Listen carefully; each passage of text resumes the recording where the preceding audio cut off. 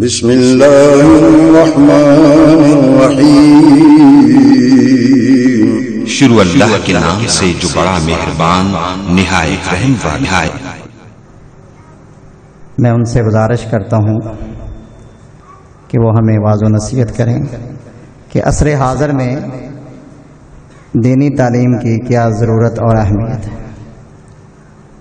Professor doctor Hammad Naqvi صاحب آپ سے ہم کلام ہوتے ہیں۔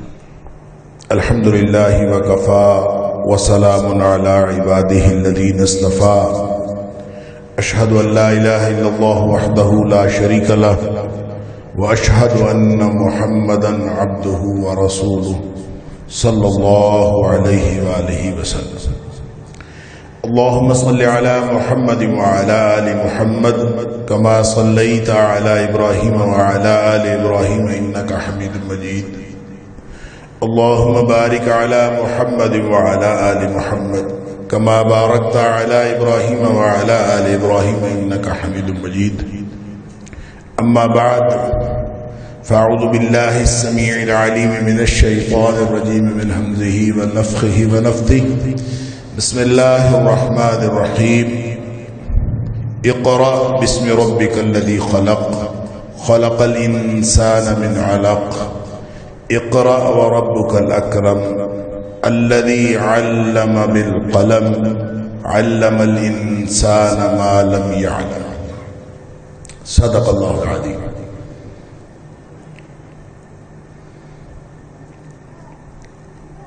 آج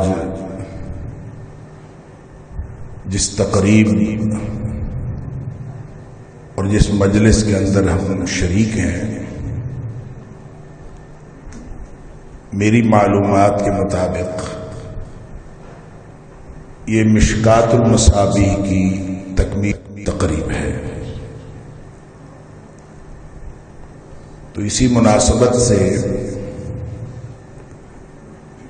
میں جو سوچ کے آیا تھا کہ حدیث اور حجیت حدیث کے اوپر چند باتیں آپ کے سامنے اللہ کی توفیق سے رکھوں گا،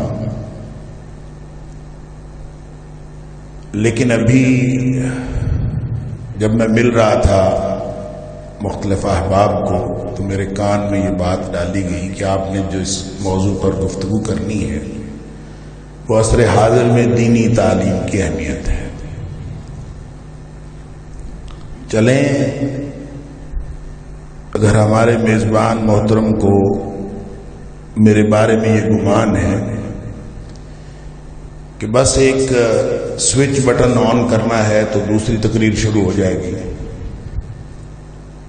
تو اللہ ان کا یہ گمان میرے بارے میں اچھا کر دے،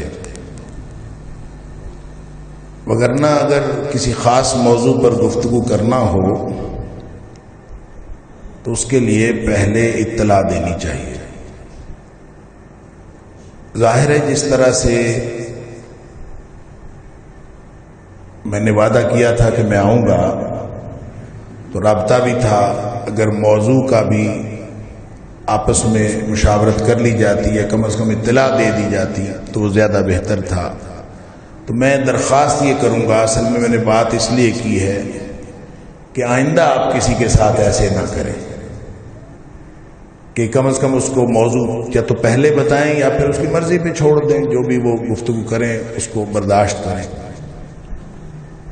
اللہ تعالی ہم سب کو ہدایت نصیب فرمائے، ہم سب کی چھوٹی بڑی سب غلطیاں اللہ کریم معاف فرمائے، ہم سب کی اللہ تعالیٰ دنیا بھی اچھی کرے، اللہ تعالیٰ ہم سب کی آخرت بھی اچھی کرے، اور اللہ تعالیٰ ہم سب کو جنت الفردوس کے اندر اکٹھا فرمائے۔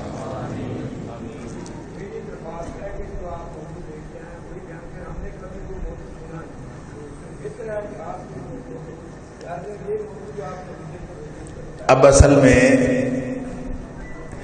جتنی دیر انہوں نے مجھے کہا 3-4-5 منٹ ہو گئے ہیں، تو اتنے منٹ میں ایک اور سوئچ آن ہو چکا ہے۔ اب آپ یہ نہ کریں کہ اب میں پھر جو سوئچ آن ہوا ہے اس کو پھر آف کروں اور پھر ایک اور سوئچ آن کروں۔ ساری باتیں اللہ کے قرآن کی ہیں، ساری باتیں نبی پاک صلی اللہ علیہ وسلم کی حدیث کی ہیں، ہمیں اس نقطہ نظر سے نہیں سننا چاہیے کہ کون کیسی بات کرتا ہے، ہمیں اس نقطہ نظر سے سننا چاہیے کہ اس میں کوئی قابل عمل بات ہو، اور اللہ تعالی ہم سب کو عمل کی توفیق عطا فرمائے۔ میں نے آپ کے سامنے وہ 5 آیات تلاوت کی ہیں جو نبی اکرم صلی اللہ علیہ وآلہ وسلم پر پہلی وحی کے طور پر نازل ہوئی۔ یہی وجہ ہے کہ تعلیم کی اہمیت کے حوالے سے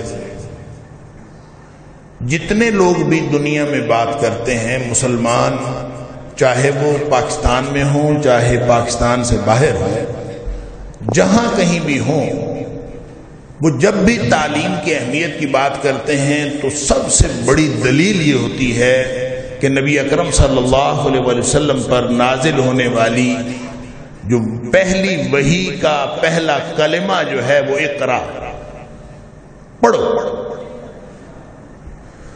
تو چونکہ پڑھنے کی تعلیم حاصل کرنے کی سب سے پہلے تاکید کی گئی، تو اس کا مطلب یہ ہے کہ شریعت کے اندر اور دین اسلام کے اندر تعلیم کی اتنی زیادہ اہمیت ہے۔ یہ بات اس فرق سے قطع نظر کی جاتی ہے کہ وہ تعلیم کون سی ہے۔ وہ انجینئرنگ کی تعلیم ہے، وہ میڈیکل سائنس کی تعلیم ہے، وہ پرائمری پاس کرنا ہے، میٹرک پاس کرنا ہے، وہ مدرسے کی تعلیم ہے، وہ کون سی تعلیم ہے؟ اس کے بارے میں ہر تعلیم کے بارے میں دلیل یہ دی جاتی ہے کہ تعلیم کی بڑی اہمیت ہے، اور پہلا کلمہ ہی اقرا، پڑھو، اس لیے یہ ساری زندگی جو ہے وہ پڑھنا چاہیے۔ اور پھر وہ جو حدیث ہے نبی پاک صلی اللہ علیہ وسلم کی، طلب العلم فریضۃ علی کل مسلم، کہ علم حاصل کرنا ہر مسلمان کا فرض، اور اس کا مطلب ہے پھر اور زیادہ اہمیت بڑھ گئی، بلکہ اس میں پھر خواتین کو شامل کرنے کے لیے ومسلمہ کا لپا بھی لگایا جاتا ہے کہ علی کل مسلم ومسلمہ، حالانکہ مسلم کے اندر عورت بھی شامل ہے۔ طلب العلم فریضۃ علی کل مسلم۔ سوال یہ پیدا ہوتا ہے کہ اگر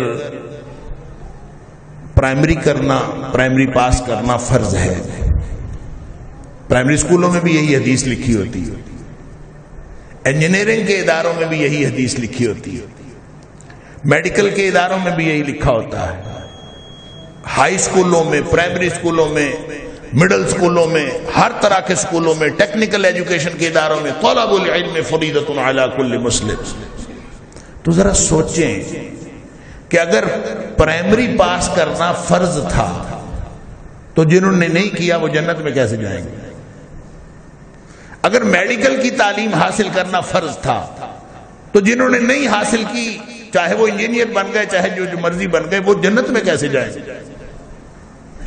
اگر وہ کوئی خاص تعلیم تھی، حتیٰ کہ میں جرأت کرتے ہوئے میں عرض کرتا ہوں کہ اگر وہ مدرسے کو 8 سال پڑھ کے پاس کر لینا وہ تعلیم تھی، طلب العلم فریضۃ علی کل مسلم، تو جس نے 8 سال درس نظامی نہیں کیا وہ جنت میں کیسے جائے جب ہر مسلمان پر فرض تھا؟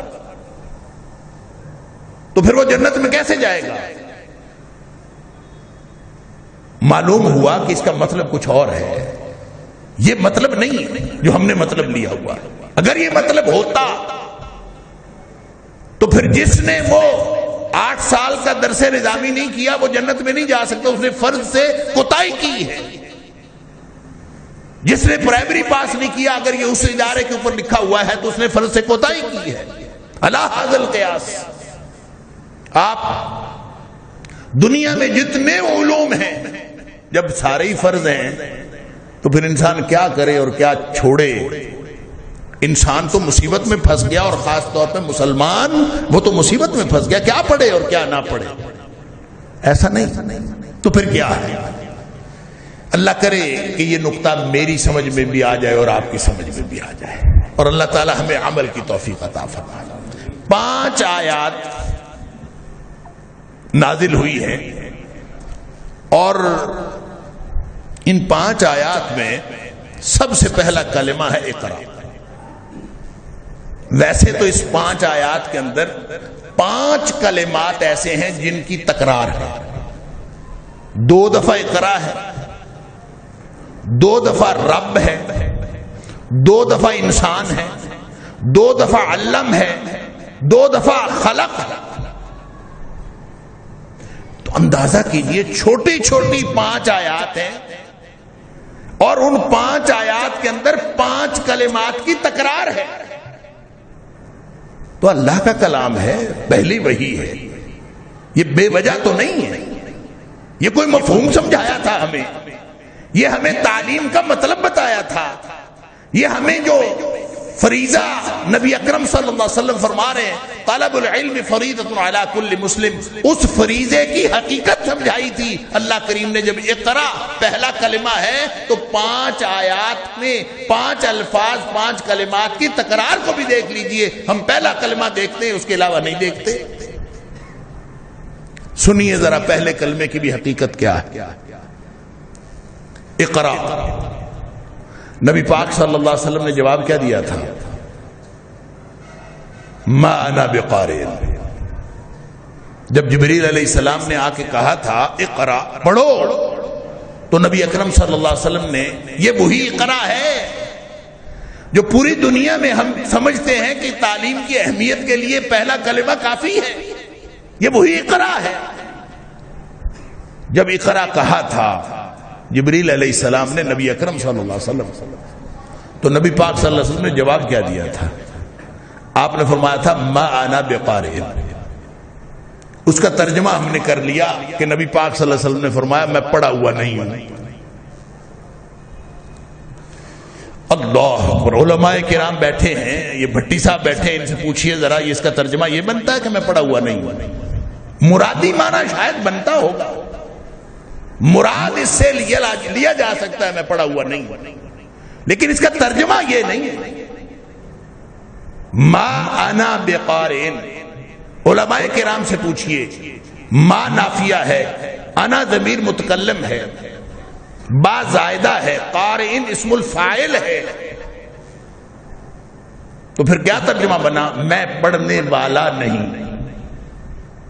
بس اس کا ترجمہ یہ ہے، میں پڑھنے والا نہیں۔ اب یہ پڑھنے والا نہیں، اس سے مراد یہ ہو کہ میں پڑھا لکھا نہیں، کیا یہ اس سے مراد ہو سکتا ہے؟ یہ ایک الگ بحث ہے، لیکن نبی پاک صلی اللہ علیہ وسلم کا جواب یہ تھا کہ ما انا بقارئ، میں پڑھنے والا نہیں۔ پھر کہا اقرا، ما انا بقارئ، میں پڑھنے والا نہیں۔ اب یہ پڑھنے والا نہیں کہہ کے نبی پاک صلی اللہ علیہ وسلم نے کیا کہا؟ مراد کیا تھا؟ ہو سکتا ہے وہی مراد ہو کہ میں پڑھا ہوا نہیں ہوں، لیکن جو پڑھا ہوا ہو چاہے پڑھا ہوا نہ ہو، اگر پیچھے پیچھے الفاظ ہی دہرانے ہیں تو اس کے لیے پڑھا ہوا ہونا ضروری کب ہے؟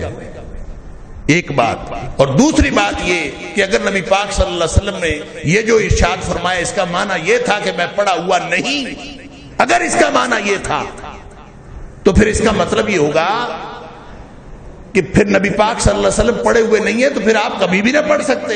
تھوڑی دیر بعد جب جبریل نے پڑھایا ہے تو پھر کیسے پڑھ دیا؟ پڑھے ہوئے نہیں تھے تو پھر تھوڑی دیر بعد کیسے پڑھے ہوئے ہو گئے؟ لگتا ہے مراد کچھ اور تھا۔ اس کا مفہوم سمجھنے کے لیے ایک مثال ہے قرآن حکیم کی، بالکل یہی جو ترکیب ہے ما انا بقارئ، یہی ترکیب قرآن میں استعمال ہوئی۔ سورۃ المائدہ کے اندر جہاں اللہ کریم نے آدم علیہ السلام کے 2 بیٹوں کا تذکرہ کیا، جو مفسرین کہتے ہیں حابیل اور قابیل تھے، قرآن نے اس کا نام نہیں دیا۔ قرآن کہتا ہے کہ دونوں کا قصہ یہ ہے کہ دونوں نے قربانی کی تھی، ایک کی قربانی قبول ہو گئی اور دوسرے کی قربانی قبول نہیں ہوئی۔ جس کی قبول نہیں ہوئی اس نے کہا کہ میں تمہیں قتل کر دوں گا۔ دونوں بھائیوں کا آپس میں مکالمہ ہوا، اس نے کہا کہ میں تمہیں قتل کر دوں گا۔ اب چھوٹا بھائی کہتا ہے لَئِن بَسَطْتَ يَدَكَ إِلَيَّ لِتَقْتُلَنِي مَا أَنَا بِبَاسِطٍ يَدِيَ إِلَيْكَ لِأَقْتُلَكَ، اگر تو میرے طرف ہاتھ بڑھائے گا نا مجھے قتل کرنے کے لیے تو میں نے تیری طرف ہاتھ کوئی نہیں بڑھانا تجھے قتل کرنے کے لیے. ما انا بباسط، میں ہاتھ بڑھانے والا نہیں. ما انا بقارئ، ما انا بباسط، یہ بالکل وہی ترکیب ہے. ما انا بقارئ کا اگر معنی یہ ہے کہ میں پڑھا ہوا نہیں، تو ما انا بباسط کا مطلب یہ ہوگا کہ میرے پاس تو طاقت ہی نہیں کہ میں تیرے سامنے ہاتھ اٹھاؤں. پھر اس کا معنی یہ ہونا چاہیے.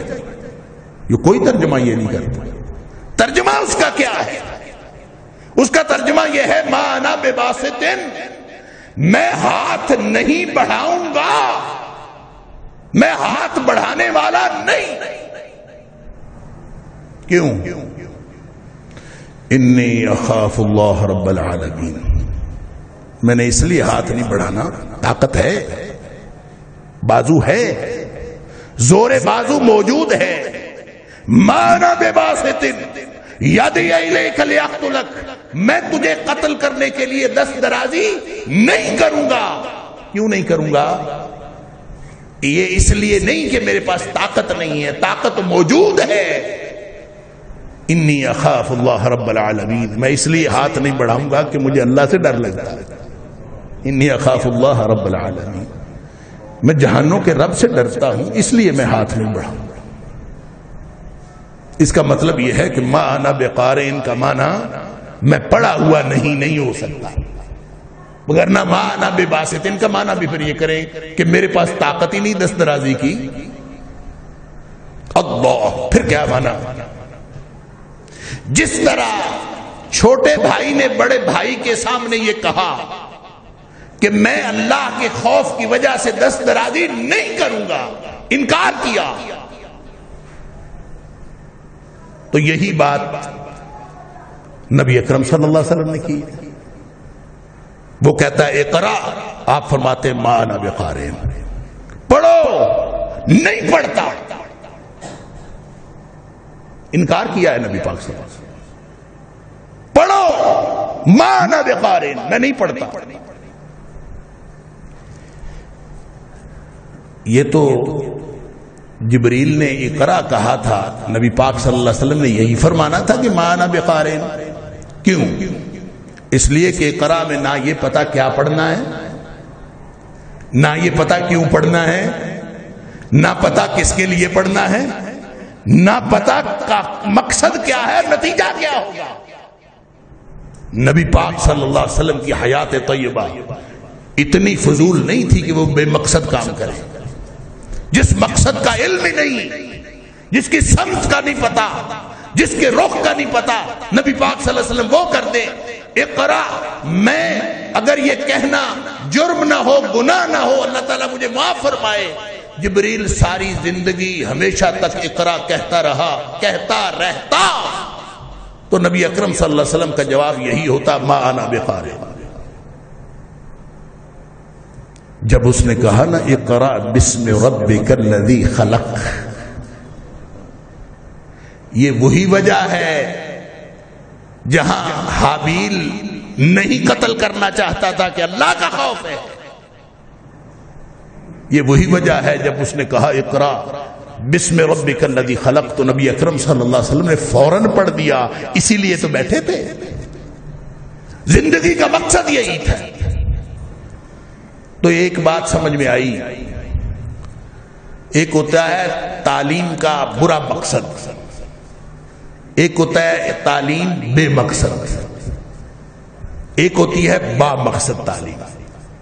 تو برے مقصد کو تو چھوڑیں، جو بے مقصد تعلیم ہے، جس کا رخ پتہ نہیں، جس کے رخ کا متعین کوئی تعین نہیں ہوا، جس کا نتیجہ نہیں پتا، کوئی ٹارگٹ نہیں ہے، جس کے اندر اللہ کا ذکر نہیں ہے، اللہ کا خوف نہیں ہے، اللہ تعالیٰ نے جس وجہ سے انسان کو پیدا کیا ہے اس کا تذکرہ نہیں ہے، ایسا کوئی علم جس کا رخ متعین نہیں ہے، بے مقصد تعلیم حاصل کرنا اس سے بہتر ہے کہ وہ تعلیم حاصل نہ کی جائے. میرے نبی اکرم صلی اللہ علیہ وسلم کی یہ سنت ہے. آپ کی سنت کیا ہے کہ بے مقصد تعلیم حاصل کرنے سے بہتر ہے تعلیم حاصل نہ کی جائے۔ اگر آپ کو اقرا کا ہی شوق ہے تو اقرا کے بارے میں تو نبی پاک صلی اللہ علیہ وسلم کا یہی طرز عمل ہے، ما انا بقارئ۔ اور اگر آگے بڑھنا ہے اقرا بسم ربک الذی خلق پڑھو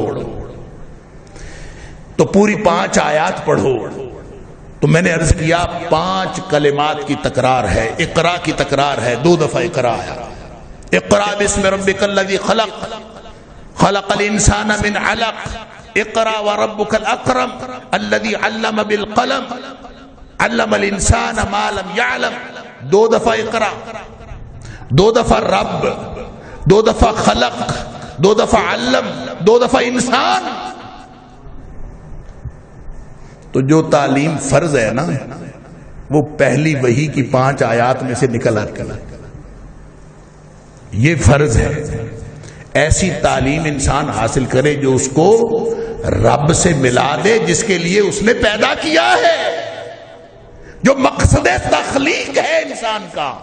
وما خلقت الجن والانس الا لیعبدون، میں نے جنوں اور انسانوں کو صرف اپنی بندگی کے لیے پیدا کیا ہے۔ جو مقصد تخلیق بتا دے وہ تعلیم فرض ہے، باقی دنیا کے جتنے علوم ہیں فرض نہیں۔ کسی کو مقصد زندگی پتا ہے اور وہ مقصد زندگی کو حاصل کرنے کے لیے اللہ کی بندگی کے لیے اس پر گامزن ہے، جانتا بھی ہے، اس پر عمل بھی کرتا ہے، اس کو 8 سال کا درس نظامی کرنے کی بھی ضرورت نہیں۔ کس نے کہا ہے کہ 8 سال کا درس نظامی جو ہے فرض ہے؟ کسی نے نہیں کہا۔ فرض علم اتنا ہے جو انسان کو مقصد زندگی بتا دے، اور مقصد زندگی بتائے اور انسان اس پر عمل کر کے اس امتحان میں کامیاب ہو جائے جس کے لیے اللہ نے دنیا میں بھیجا ہے۔ اگر انسان اس علم کو اتنا پڑھ لے تو وہ کافی ہے، باقی سارے کے سارے علوم و فنون جتنے بھی ہیں وہ اسپیشلائزیشن نہیں۔ فرض علم اتنا ہے کہ جس کو پڑھ کے انسان کو مقصد زندگی حاصل کرنا آسان ہو جائے۔ لہذا وہ کتنا ہو سکتا ہے، وہ قرآن اگر پڑھ لیں، آپ سوچ سمجھ کے پڑھ لیں، یہ اتنا ہو سکتا ہے۔ نبی اکرم صلی اللہ علیہ وآلہ وسلم کا کوئی مجموعہ حدیث پڑھ لیں جس سے پیدائش سے لے کر موت تک کے سارے مسائل معلوم ہو جائیں، جیسا کہ مشکات المصابی ان مجموعوں میں سے ایک مجموعہ ہے۔ اس لیے میرے والد صاحب رحمت اللہ علیہ، مولانا محی الدین رحمت اللہ علیہ، وہ فرمایا کرتے تھے کہ قرآن اور مشکات شریف یہ مکمل علم ہے، مکمل علم بھی ہے، مکمل دین بھی ہے۔ اگر انسان اس کو پڑھ لے، اس کو سمجھ لے، اس پر عمل کر لے، اسی کو ساری زندگی آگے پہنچاتا رہے اور اسی پر عمل کرنے کی ساری زندگی کوشش کرتا رہے تو وہ انشاءاللہ دنیا میں بھی کامیاب ہے، وہ آخرت میں بھی کامیاب۔ بس اتنی تعلیم کافی، یہی ہے دینی تعلیم۔ رہ گیا یہ ہمارے جو موجودہ زمانے میں دینی تعلیم اور دنیاوی تعلیم، وہ کہتا ہے اب میں دینی تعلیم نہیں حاصل کر رہا، میں دنیاوی تعلیم حاصل کر رہا۔ کوئی کہتا ہے میں دنیاوی تعلیم حاصل کر رہا ہوں، میں دینی تعلیم نہیں حاصل کر رہا۔ سن لیجئے، جو اللہ نے فرض کیا ہے وہ کیا ہے؟ العلم، طلب العلم، العلم۔ اور العلم کیا ہے؟ العلم وہ وحی کا علم ہے جو اللہ نے آسمانوں سے نازل کیا ہے، جو نبی اکرم صلی اللہ علیہ وسلم نے اس کی وضاحت کر کے وَأَنزَلْنَا إِلَيْكَ الذِّكْرَ لِتُبَيِّنَ لِلنَّاسِ مَا نُزِّلَ إِلَيْهِمْ، نبی اکرم صلی اللہ علیہ وسلم نے اپنی پوری حیات طیبہ اس کی وضاحت کر کے لوگوں کے سامنے رکھی۔ یہ جو وحی الہی کا علم ہے جس کی وضاحت نبی پاک صلی اللہ علیہ وسلم نے اپنے طرز عمل سے فرمائی، اپنی حدیث سے فرمائی، اپنی سنت سے فرمائی، اپنے اخلاق سے فرمائی، اپنے اسوہ حسنہ سے فرمائی، یہ وحی الہی کا جو علم ہے یہ ہے العلم۔ اس کو حاصل کرنا فرض ہے اور یہ ہر شخص پر فرض ہے، چاہے وہ والدین ہیں ان پر بھی فرض ہے۔ اپنے بچوں کو یہ تعلیم دینا فرض ہے۔ اگر یہ اتنی تعلیم نہ دی تو قیامت والے دن پکڑے جائیں گے۔ یہ فرض ہے. اتنی تعلیم دیں. اس کے بعد بچے کیا کرنا چاہتے ہیں وہ کریں، لیکن ہم نے تو دنیا اور دین.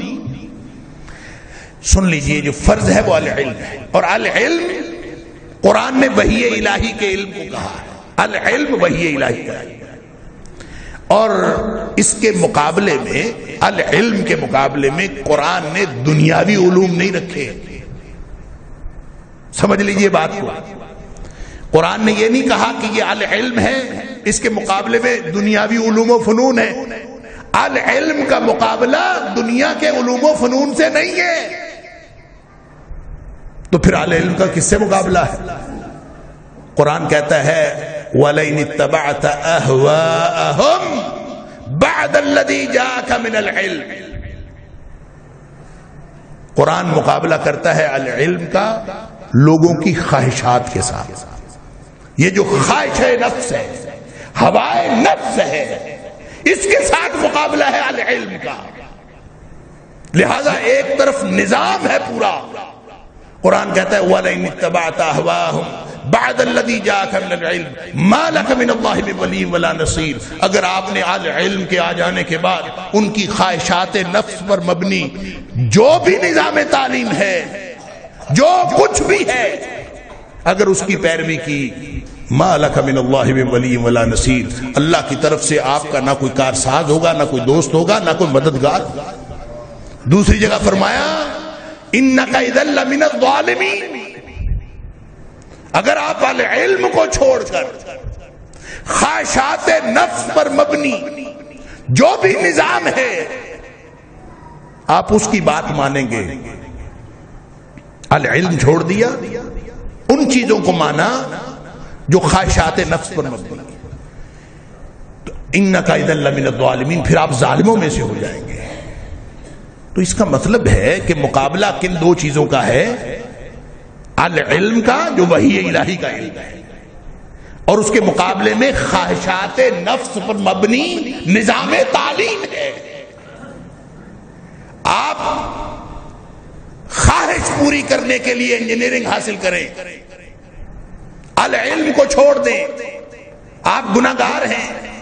آپ خواہش پوری کرنے کے لیے میڈیکل کی تعلیم حاصل کریں، العلم کو چھوڑ دیں، آپ گناہگار ہیں. آپ خواہش پوری کرنے کے لیے پرائمری پاس کریں، میٹرک پاس کریں، پوری دنیا کا جتنا مرضی ٹیکنالوجیکل ایجوکیشن لیتے جائیں، آئی ٹی کی تعلیم حاصل کریں، جتنے مرضی تعلیم حاصل کرتے چلے جائیں، لیکن اس کا مقصد خواہش نفس کی تکمیل ہو، تو یہ علم کا مقابلہ کر رہے ہیں آپ، اور آپ گناہگار ہیں. اس کا مطلب ہے کہ دنیا میں دو نظام ہائے تعلیم ہے. ایک نظام تعلیم وہ ہے جو وحی الہی پر مبنی، ایک وہ نظام تعلیم ہے جو خواہشات نفس کی تکمیل پر مبنی ہے. وحی الہی کے مقاصد پورے کرنے والا علم اور خواہشات نفس کی تکمیل کرنے والا علم. لہذا ہر وہ علم جو وحی الہی کے مقاصد کی تکمیل کرے وہ ثواب ہے، وہ العلم کے ماتحت ہے. اور ہر وہ چیز جو خواہش نفس کی تکمیل کرے وہ گناہ اور حرام علم ہے. مغرب نے کیا کیا ہے؟ 1789 کا جو انقلاب فرانس آیا ہے، اس کے بعد آج تک مغرب نے جو نظام کھڑا کیا ہے وہ ٹیکنالوجی کا انقلاب آیا تھا نا. لہذا مغرب نے آج تک جتنی ترقی کی ہے اس کا مقصد سوائے خواہشات نفس کی تکمیل کے کوئی اور مقصد ہے ہی نہیں. لہذا علم کہاں رہ گیا؟ خواہشات نفس کی تکمیل کا علم. اسی لیے اقبال نے کہا تھا دیار مغرب کے رہنے والوں خدا کی بستی دکان نہیں ہے، کھڑا جسے تم سمجھ رہے ہو وہ ذرے کم عیار ہوگا، تمہاری تہذیب اپنے خنجر سے آپ ہی خودکشی کرے گی، شاخ نازک پہ جو آشیانہ بنے گا ناپائیدار ہوگا. شاخ نازک کس کو کہا تھا اقبال نے؟ شاخ نازک وہی ہے جو خواہش نفس کی تکمیل کے لیے آپ پوری بلڈنگ تہذیب کی کھڑی کر لیں. آپ کی خواہش پوری ہو جائے تو اس کے بعد کیا رہ جاتا ہے؟ مثلاً آپ کی خواہش ہو میں نے بہت کھا لوں، بھوک لگی ہوئی ہو، تو کھانا آگے آ جائے تو کتنا کھا لیں گے؟ ایک نہیں، دو روٹیاں، دو روٹیاں، تین روٹیاں، اس کے بعد وہی کھانا سامنے پڑا ہوتا ہے۔ بیزاری، یہی حال جنسی خواہش کا ہے۔ بیزاری کیا کر لیں گے، اس کے بعد ہوگا کیا؟ شاخ نازک پہ جو آشیانہ بنے گا ناپائیدار۔ اللہ اکبر۔ اور ایک سوشل میڈیا کے اوپر نا ایک کلپ چلتا ہے، پتہ نہیں آج کل بھی ہے کہ نہیں، میں نے سوشل میڈیا پہ دیکھا، بڑی مزیدار چیزیں اس میں ملتی ہیں۔ تو وہ ہے تو ہنسانے کے لیے، فنی کے کلپ ہے، لیکن اس کے اندر اس کے اندر دانش کہ وہ ایک آدمی جو ہے وہ پرالی پہ سویا ہوا ہوتا ہے۔ پرالی سمجھتے ہیں؟ یہ جو چاول کا بھوسا ہے، اس کے اوپر ایک آدمی سویا ہوا ہے، دوسرا آدمی جو ہے وہ پانی لگاتا پھر رہا ہے، اس کے کسی اس نے اپنے کندھوں پہ رکھی ہوئی ہے، پھر آ کے وہ کسی رکھتا ہے نیچے، اس کو کہتا ہے او فلاں، کوئی بھی اس کا نام ہے، اس کا نام لیتا ہے، اس کو او فلاں اٹھ جا، کوئی کم کار ہی کر لیا کر۔ وہ کہندا ہے ستا پہ اٹھ کے، وہ کہندا ہے اچھا میں کم کار کر لیا تو پھر کی ہو؟ وہ کہندا ہے کم کار کر لیں گے 4 پیسے آ جان گے۔ وہ کہتا ہے اچھا 4 پیسے آ گئے پھر کی ہو؟ وہ کہتا ہے پھر کاروبار بڑا کر لیں۔ ان کا کر لیا بڑا کاروبار پھر کی ہو؟ اللہ اکبر۔ وہ کہتا ہے پھر شہر چلا جانا، جا کے اور بڑا کاروبار کر لینا۔ وہ کہتا ہے کر لیا بڑا کاروبار، شہر چلا گیا پھر کی ہو؟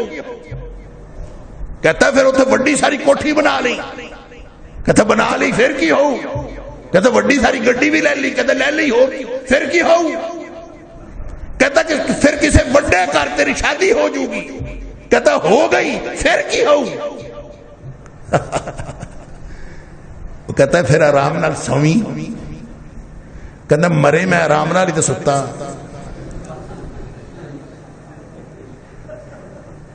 اللہ، شاخ نازک پہ جو آشیانہ بنے گا ناپائیدار۔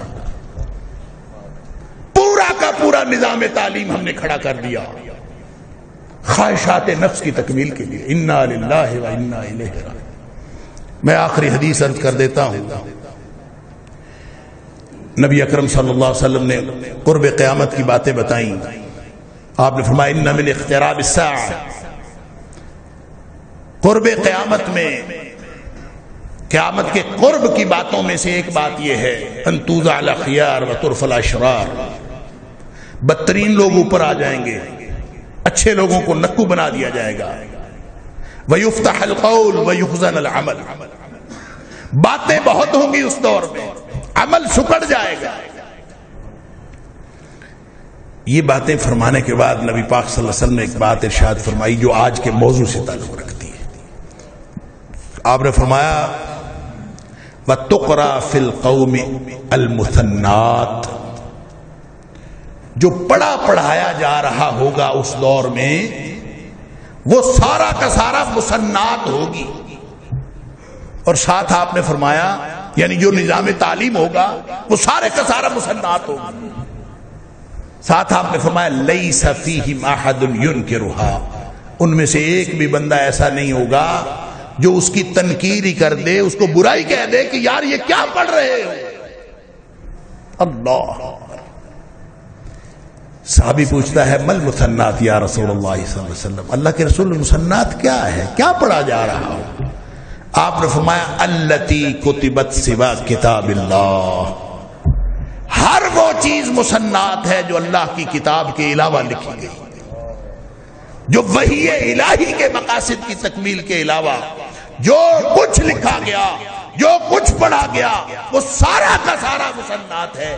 لہذا مغرب نے ہمارے ساتھ صرف ایک جو بدنیتی کے ساتھ ایک کام کیا ہے، ایک دھوکہ کیا ہے کہ یہ سارے علوم وحی الہی کے مقاصد کی تکمیل کے لیے ہو سکتے تھے۔ یہ ریاضی، یہ کیمسٹری، یہ فزکس، یہ انجینئرنگ، یہ میڈیکل، یہ سارے کے سارے علوم یہ وحی الہی کی مقاصد کی تکمیل کے لیے ہو سکتے تھے۔ اس نے صرف ایک کام کیا ہے، ان علوم کے اندر سے اللہ کا تصور غائب کر دیا۔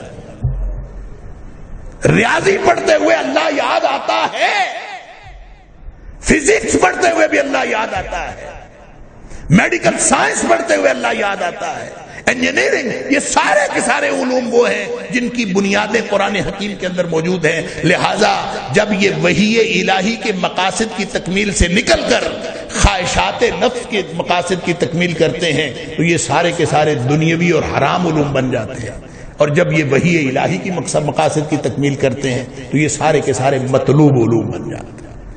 اللہ تعالیٰ مجھے اور آپ کو وہ لازمی تعلیم قرآن اور نبی پاک صلی اللہ علیہ وسلم کی حدیث کا کوئی مجموعہ، مثلا مشکات المصابیح، اتنی تعلیم فرض ہے، ہر شخص کو حاصل کرنا ضروری ہے، نہیں تو قیامت والے دن پکڑے جائیں گے۔ رہ گئے باقی علوم تو جتنی اسپیشلائزیشن جس چیز میں مرضی کریں، اگر وہ وحی الہی کی مقاصد کی تکمیل کے لیے ہوگی تو آپ انشاءاللہ اللہ کے ہاں اجر لیں گے، اگر وہ خواہش نفس کی تکمیل کے لیے ہوگی تو وہ حرام ہے اور اللہ کے ہاں اس کا کوئی اجر نہیں ہے بلکہ گناہ ہے، آپ نے زندگی ضائع کی۔ اللہ تعالیٰ مجھے اور آپ کو، ہم سب کو سمجھنے اور عمل کرنے کی توفیق عطا فرمائے۔ وآخر دعوانا الحمدللہ رب العالمین۔